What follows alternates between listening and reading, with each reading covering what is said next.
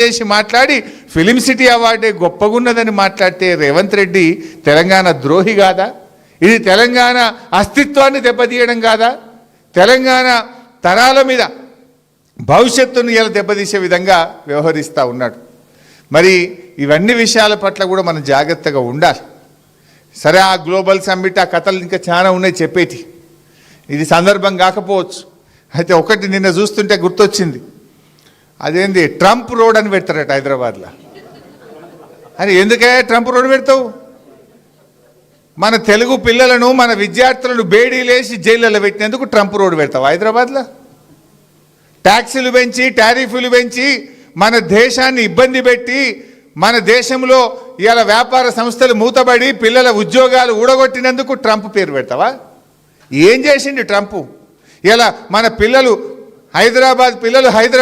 అమెరికాలో ఉద్యోగాలు రాక నానా ఇబ్బందులు పడుతున్నారు. విద్యార్థులకు ఫీజులు పెంచిండు ట్రంప్, చదువుకోవడానికి అమెరికా పోకుండా ఫీజులు పెంచిండు.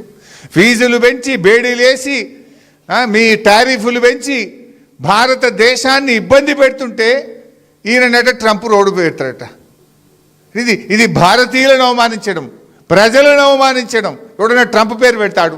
ట్రంప్ అంటాడు మన నోట్బుక్ ఎత్తగొడుతున్నాడు, మన టారిఫ్లు పెంచుతుండు, బేడీలేసి మన పిల్లల్ని అవమానపరిచి అత్యంత అవమానకరంగా మన పిల్లల్ని దేశం నుంచి ఎల్లగొడుతుంటే జైళ్ళలో పెడుతుంటే వాని పేరు పెడతా అంటే అసలు నువ్వు ఏం మనిషివి? నీకేమైనా సోయి ఉందా లేదా? నాకైతే అర్థమవుతలేదు.